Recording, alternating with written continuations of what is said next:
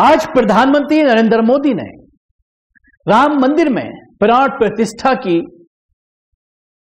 और यहां पर उनके साथ कई बड़े नेता भी मौजूद थे, आरएसएस के प्रमुख, उसके साथ ही उत्तर प्रदेश की राज्यपाल और उत्तर प्रदेश के मुख्यमंत्री योगी आदित्यनाथ, ये तमाम लोग उनके साथ मौजूद थे।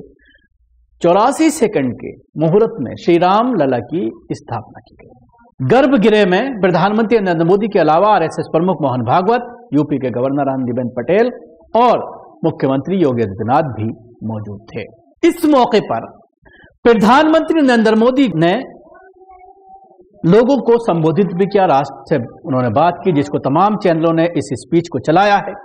उस स्पीच के कुछ अंश जो हैं वो मैं आपको बताना चाहूं। ऐतिहासिक समय में देश उन व्यक्तियों को भी याद कर रहा है जिनकी वजह से शुभ दिन देख रहे हैं, यानी जिन्होंने इसके लिए लड़ाई लड़ी और उन्होंने ये कहा कि उन अनगिनत कारसेवकों, संत, महात्माओं के हम ऋणी हैं। आज उत्सव का क्षण तो है ही, साथ ही ये क्षण भारतीय समाज की परिपक्वता का भी है। ये क्षण विजय ही नहीं विनय का भी है। समझिए लाइनों को, विजय ही नहीं विनय का ही है। कई राष्ट्र अपने ही इतिहास में उलझ जाते हैं। अब आप इसको समझिए कि जिन लोगों ने मस्जिद को गिराया था उनको इस समय पर याद किया गया है, जिन्होंने इसके लिए अभियान चलाया था उनको याद किया गया है, और मस्जिद शहीद करके मंदिर बनाने को विजय से ताबीर किया है प्रधानमंत्री नरेंद्र मोदी। जब भी उन्होंने इतिहास की गांठें सुलझाने का प्रयास किया तो मुश्किल परिस्थितियां बन गईं। हम जिस गांठ को भावुकता और समझदारी के साथ खोला है वो बताता है कि भविष्य बहुत सुंदर होने जा रहा है।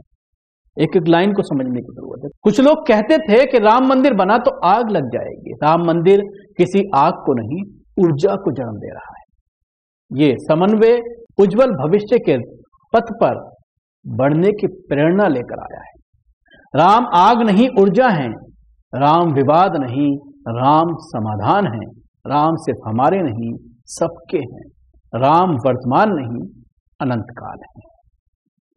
अब सवाल यही खड़ा होता है कि पिछले 11 दिनों से जिस तरह से प्रधानमंत्री नरेंद्र मोदी उपवास पर थे और जिस तरह से धार्मिक गतिविधियों में वो लगे हुए थे पिछले 11 दिन से, एक वीडियो आपने देखा था कि गौ सेवा का भी उन सामने आया। उसके अलावा जिस तरह से वो साउथ पहुंचे थे और वहां पर जाकर के उन्होंने जिस तरह की बातें की थी और ये कहा था कि देश जो है अब राम की तालीमात पर चलेगा, तो अब सवाल यही खड़ा होता है कि क्या मोदी अपनी इन बातों को याद रखेंगे या फिर इलेक्शन में उसी तरह की स्पीच देते हुए नजर आएंगे जिसमें नफरत होगी, मुसलमानों के खिलाफ आग होगी, वोट हासिल करने के लिए मंदिर मस्जिद का जिक्र होगा, वोट हासिल करने के लिए कब्रिस्तान और शमशान का जिक्र होगा, वोट हासिल करने के लिए 80% और वर्सेस 20% का जिक्र होगा।